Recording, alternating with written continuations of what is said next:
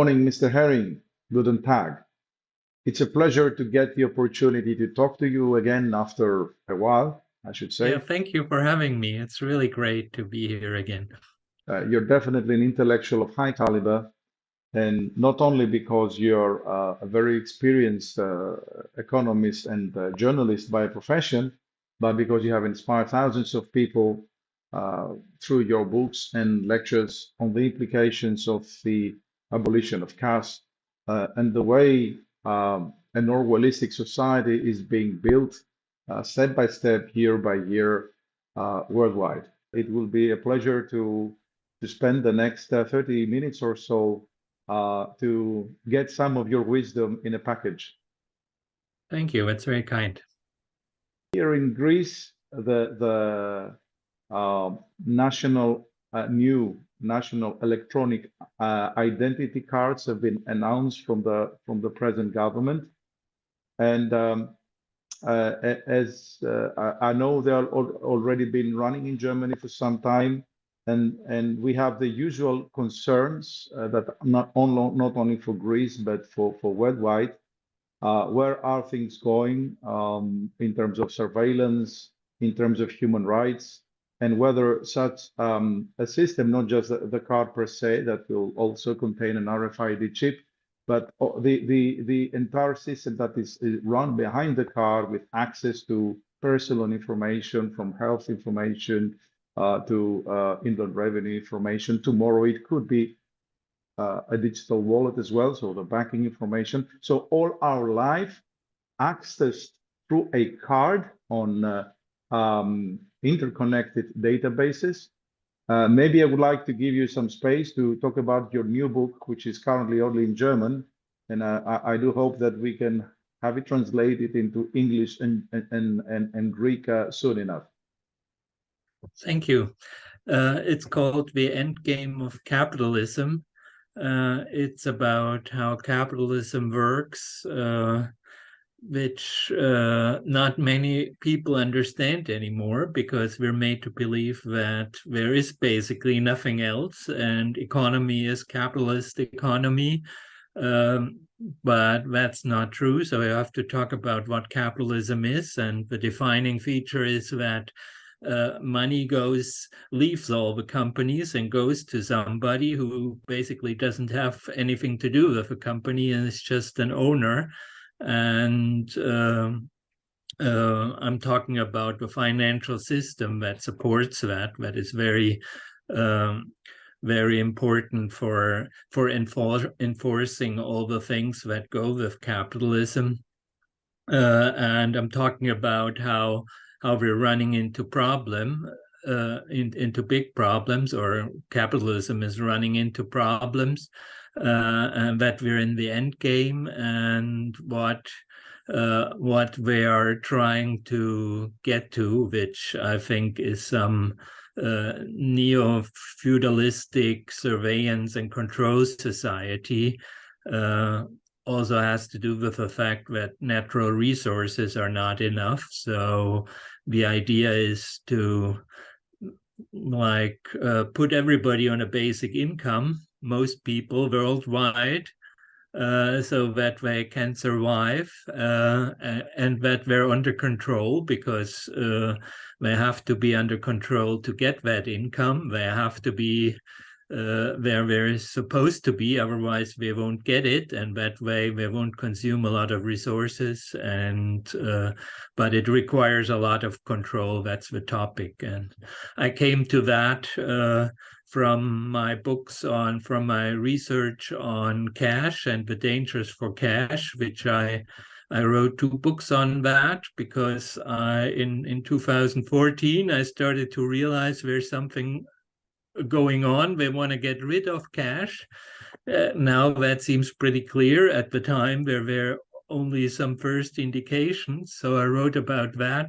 And from there I came to the realization that this is just part of something bigger, of getting us under control digitally, basically, and like making everything digital, because that means you can it can be controlled by an algorithm, and that's the general idea, and that's where also the digital ID cards and the unique identification numbers that we seem to be getting at come in, because that's a big part of this program. Thank you for mentioning that, because there is actually a clear distinction between two different things here. There is a unique identification number, as you call it very correctly, which is also will be shortly be issued in Greece as well.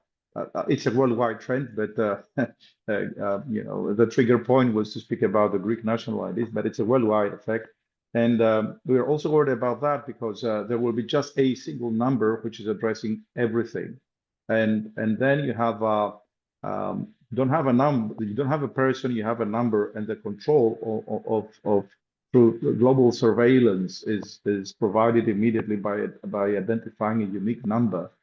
And on the other hand, we have the digital world and the electronic ID, which is you know, a national identity card in the past was used just for identification. So I have a card, maybe I'm a police officer or I'm a public servant. I look into the card, I check the details, whether they're matching your face, I'm asking you your name, and that's it. There is no, first, there is no record of that. Yeah, so there is no traceability of that event. Secondly, it's just checking on identification. So we are moving through this electronic national ID card from identification to access on services or from provided publicly from the government, and possibly tomorrow also on private services. So not only public sector services, but private services. And that will be done throughout a holistic surveillance system where all your movements will be recorded. A lot of people claim, well, they will not be recorded. The card is used only every now and then, and there is no GPS, so don't worry about it. And that is an argument which is used a lot from people that are standing for the card, not the people standing against the card. So what would you say to them?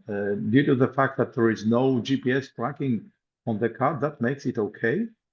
Do you think that's a given argument? Yeah. It works for a while, and you can always say that it's not so bad, these digital cards, but it's very clear that the strategy is to go piecemeal, to just go in little steps, because there's always a lot of resistance to the big steps in going digital and making you traceable. That has always had many protests against it, and actually the idea of a unique number for everybody that is used for everything has been ruled unconstitutional in basically every country where it came up to the courts, including Germany and France and England. They have very big lobby groups that are pushing for exactly that, very powerful groups, including like the Gates Foundation, Microsoft, Rockefeller Foundation, World Economic Forum, you name it. They have that ID 2020 initiative. They're cooperating heavily with governments and international organizations. All organizations, they should know that it's basically against all constitutions, because it's extremely dangerous. It means that if you have a unique ID that you use for everything, it means all the information about your life comes together in that number, and it doesn't mean if it's stored in one database or if in many different ones that are interlinked. If they're linked, it means that you can be very easily surveyed. That on a worldwide level, that's being done in in Langley and Fort Meade in the US by the NSA, and mostly NSA and CIA. We know since Snowden that it is the program of the NSA to store everything about everybody in the whole world. So that's what's being enabled by that you can, just from your computer in Fort Meade, where the NSA is, you can get the information about anybody anywhere, and you can store it. And if it's encrypted, you can still store it, and you can be sure that in 10 years or whenever you will be able to decrypt it and read it, and it will still be interesting. But most of it is not even encrypted. So that's the big goal where we're going at. And you can see I'm not an expert of the Greek situation, but it's similar in Germany. We got an ID card, and then they put electronic functions on it, which you had to opt in, which nobody did. So they changed it, and now it's automatically on, but still not many people are using it. So now they are kind of forcing you to use it for a lot of different things, where you get money from the government. They just make it so that you have to use your digital ID card functions, so that it's used more and more. And we have a citizen number now, which comes from the tax, which it was explicitly promised that it would never be used for that, when they just changed their mind, and now it's a citizen number, which is to be used for everything having to do with the government. So that's already halfway to a unique ID that's used for everyone. And the EU is saying they want that. They want to provide a unique number that is used for everything, including your dealings with private companies and everything. So it's clearly unconstitutional, but they just do it in a piecemeal way, so that citizens first don't scream and don't go to the streets, and that they have no way of going to the courts and interdicting it, because it hasn't happened yet, and it goes small step by small step. And that's clearly the strategy, and that's what's going to happen in Greece too. I'm sure of it. It is happening already. This step-by-step, meal. We call it, the salami way. You slice the salami little by little.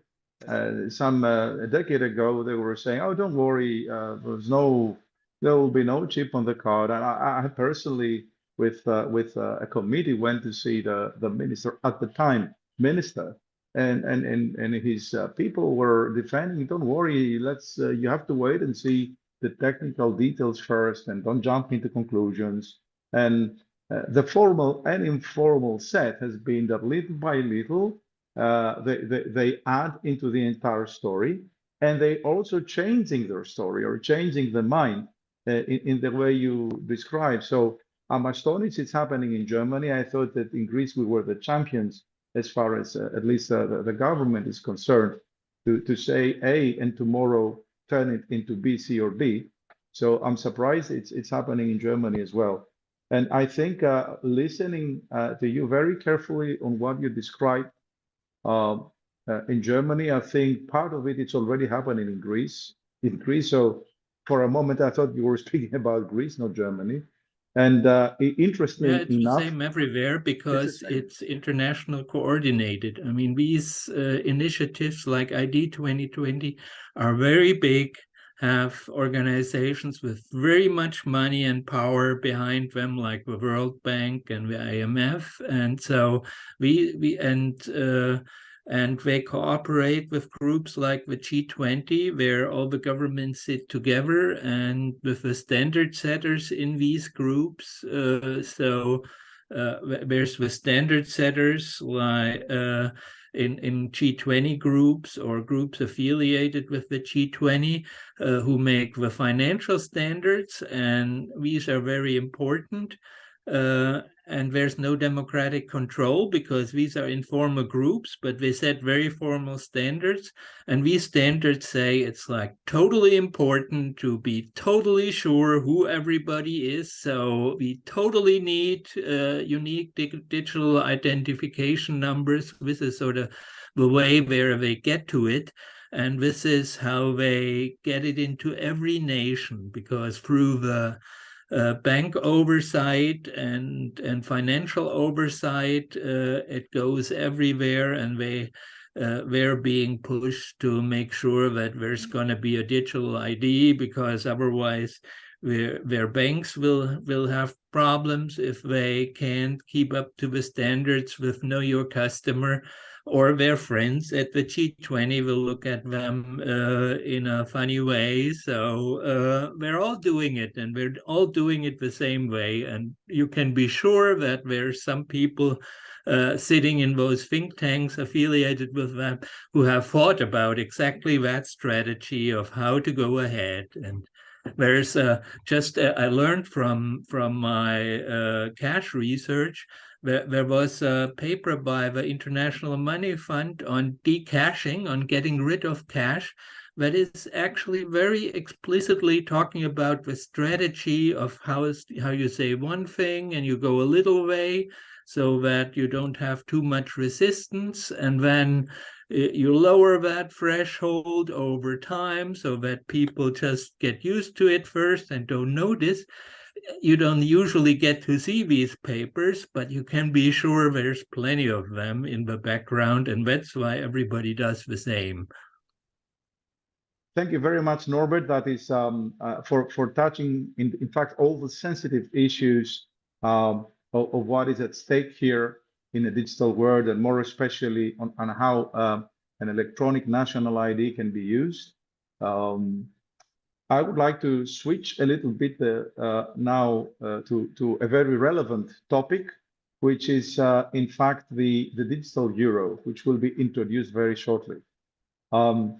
So all this work that you have been doing for years, what you have been evangelizing, that we will end up in a cashless society, it seems that it's now indeed very close, right? Right. They still claim that that's not their goal, and that's not what's happening. They say they want to introduce the digital euro just to as an addition to cash. But when you look closely, you see that it's really meant to substitute cash and push it away further. You can see that from the fact that they want to include a lot of functions that are now basically the main functions of cash. If you see somebody face to face and you pay him, you can do that with cash, and that's where cash is strong. If you want to be anonymous, that's what you're going to do, and it's easy and it doesn't cost a lot. So that's the main use case of cash, and they want to make the digital euro such that it can be used in that case, that there's a function that you have some device and the other side has a device too, and you're face to face and you can still pay digitally. There's no need to do that except if you want to have a substitute to cash and push it away further. They make some exceptions from the usual Know Your Customer rules for digital payments, so that it can be quasi-anonymous, which they normally don't do. They don't make these exceptions, but they make it in order to create a substitute to cash and to sort of lure people into thinking, oh, it's safe and quasi-anonymous, I can do that. Why would they do it? And it becomes very clear when you look at the proposed laws that they were making, one for the suggesting now, one for the digital euro and one for cash, saying what it means that it's legal tender. The digital euro is supposed to be legal tender too. And for the digital euro, they want to make a rule that requires everybody to take it except for very small businesses, and explicitly prohibits them to say in their now, how do you call it? Not sure how you call it now in English, in their rules, that they can say with a sign at the door, we don't accept the digital euro. You can do that with cash now, and so it's meant to be. You still can decide. It's a mutual agreement. If you see that sign and you walk in the door, you're agreeing to not be able to pay with cash, and that's fine with you, because otherwise you don't need to go into that business.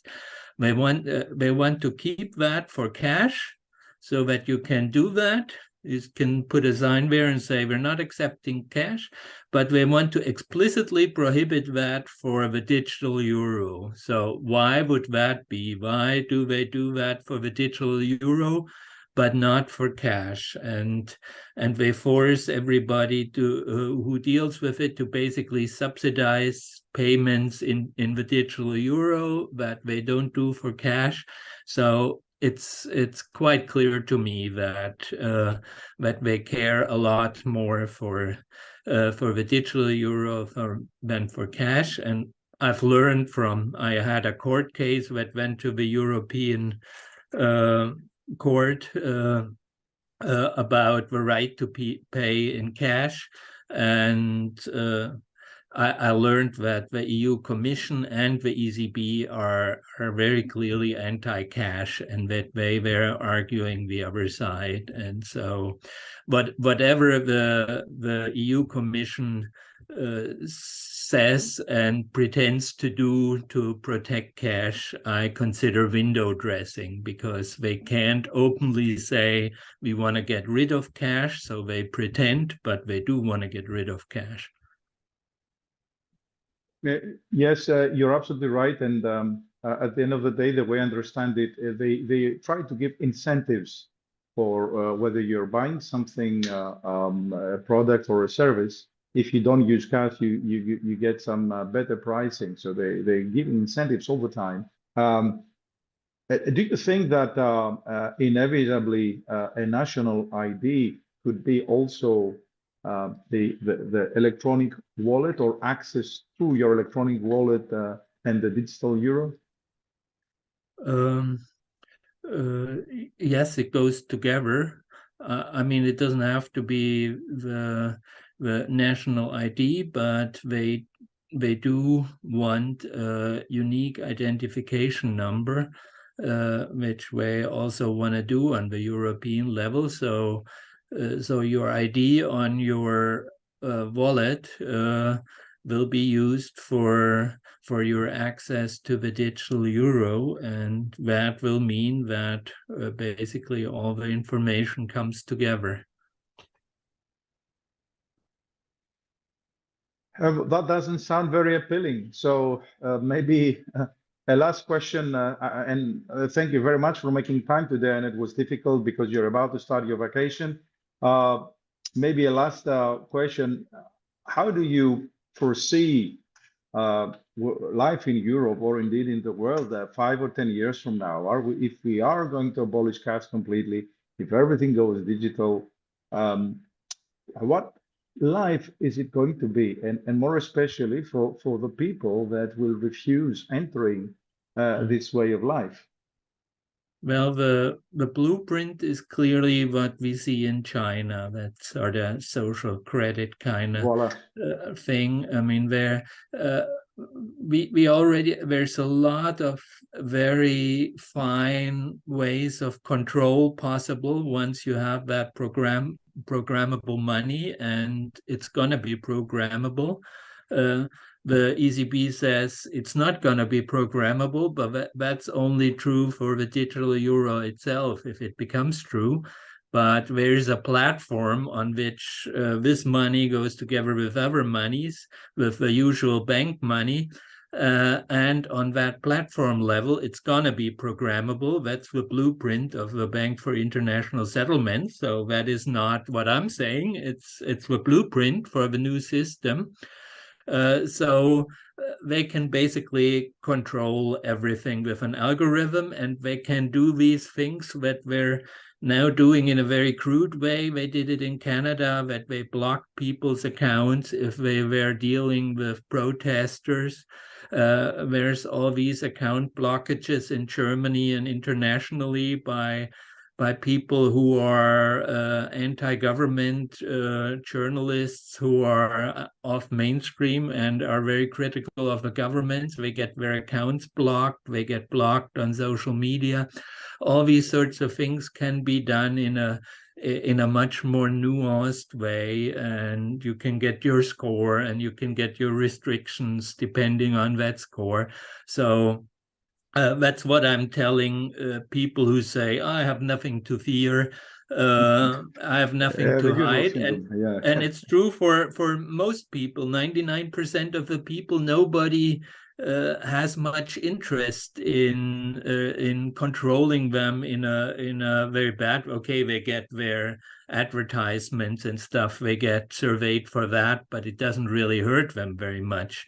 But it means we're living in a society eventually where everybody's controlled, including the people who would normally stick their heads out for them and fight for them and their freedoms.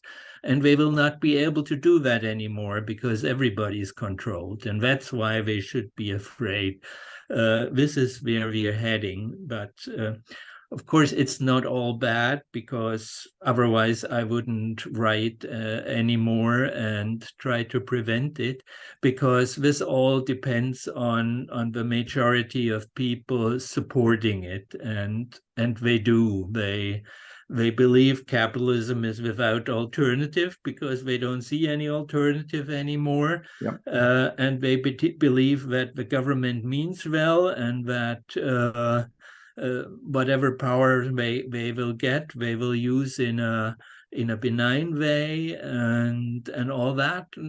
Most people believe that, and that's why that works. But it doesn't have to stay that way, and there's already a lot of people who are trying, who are withdrawing from that kind of economy and from that kind of social machine where that has lost its purpose and is sort of running by itself. A lot of people are withdrawing, and that is the most likely way how it will end if people start to mistrust the governments and the powers that whatever they are. And it's not going to end with the forks and guns on the street. It's going to end with people walking away and saying, I don't want to do this. And you already see it with, there's a lot of complaints about Generation Z, about the young generation, about how they don't want to work anymore and they don't want to progress anymore. They have a little more power because there's people missing, and they say, no, I don't want to do that. I want to work 4 hours, 4 days a week, not 5. And I don't want to kill myself in order to get ahead. It's fine. I don't need so much money. So that's a very good development. And I see like more of that, even if some of it might seem decadent and not very constructive by itself, but the general movement of it crumbling, it will look ugly and not constructive when the social machine crumbles, but I kind of like the signs of seeing it crumble. Well, Norbert, what can I say? I think as long as there are people like you, I think there is still hope, because you are very subjective on your assessment. You put all the facts in a very rigid way, and I think people reading your work or listening to you can always be inspired to understand that there are alternatives, and who knows, we might even be able to reverse the way things are going and go through better days. So Thank you. And I'm also very glad that there's people like you who work on that and really dedicate themselves to make the world better. That's great. Dankeschön. Well, coming from you, I have to take this very seriously. So, okay, thank you. Dankeschön, auf Wiedersehen, and all the best.